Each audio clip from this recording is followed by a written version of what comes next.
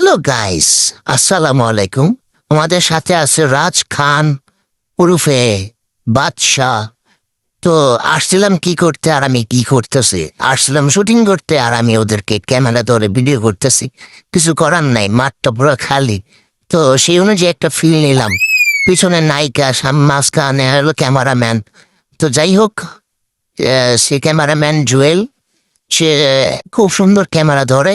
মাঝে মধ্যে ভুলে যায় ক্যামেরা কোন দিক দিয়ে ধরতে হবে,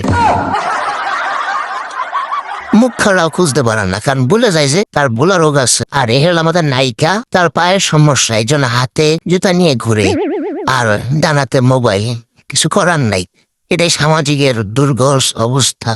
প্রকৃতির মাঝে আমরা হেরে গেছি। আশেপাশে আমাদের দর্শক ছোট থেকে ছোট বোনরা আছে। সামনে কিচ্ছার কিছু শট নেওয়া আছে, এই হলো ডিরেক্টর, এটা হলো আমি লালসা ভাই ওরফে জেডি ভাই। আর আশেপাশে প্রকৃতি এবং কি ওদের শুট নেওয়া হচ্ছে। নায়িকা কলসি হাতে, নায়ক পাঞ্জাবি হাতে দাঁড়িয়ে আছে। আর সাইডে বাইডে সব লোকাল ভাবি 1 2, এরা বাতিজা বাতিজি। যাই হোক, মানুষজন অনেকজন। শুটিং দেখতে সবারই ভালো লাগে, আমারও ছোটবেলা ভালো লাগতো, কিন্তু দেখার সুযোগ হয় নাই।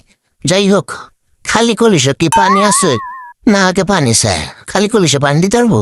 রাজ শুটিং এর জন্য প্রস্তুত নিতেছে, নায়িকার সাথে একটু ফ্রি হচ্ছে, কারণ শুটিং এ তো কেমিস্ট্রি ভালো তো হবে, না হলে তো শুটিংটা ভালো হবে না।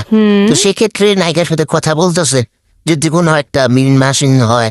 যাই হোক, আপনারা আবার খারাপ দিকে নিয়েবেন না, তারা শুটিং এর জন্য আসছে, কোনো বাজে কোনো কিছুর জন্য না। তো যাই হোক, এখন স্ক্রিপ্ট দেওয়া হবে, তাদের লোকেশনটা দেখায় দিচ্ছে আর কি। আশেপাশে শুধু জঙ্গল আর জঙ্গল, আর কিছু নাই। ঢাকা শহরে যে কোনো বাজারে গেলে মাছ পাওয়া যায়। তো মাছটা কোথা থেকে আসে কেউ কি জানে? জানলেও না জানার বান করে, কারণ কইলে তো সমস্যা। এই যে দেখেন মাছ, কতগুলা মাছ এখানে মাছ চাষ করে। তো মাছ চাষ যারা করে তাদের মাছ কিন্তু ভালো লাগে না। নদীর মাছ, সাগরের মাছ খুবই অন্যরকম টেস্টি, প্রকৃতির মতো। তো যাই হোক, চাষি মাছ যারা খায় তারা বুঝে, আর যারা না খায় তারা নাই বুঝুক। বুঝছে কি করবো, তারা নদীর মাছ খাক, সাগরের মাছ খাক, মাছ খালি কিলবিল করে, এত মাছ। যাই হোক, তাতে ফসল ভালো হয়েছে, বেশি করে মেডিসিন খাইতেছে যাতে একটু বড় হয়। বড় না হলে তো দাম পাইবে না, ছোট হলে তো দামই নাই। আমার জীবনে এরকম পুকুরে বুঝছি এত মাছ দেখিনি, প্রথম দেখছি তো লোভ সামলাইতে পারিনি, একটু শোট নিয়ে নিলাম।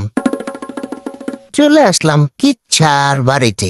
এখানে কিচ্ছার শুটিং চলতেছে।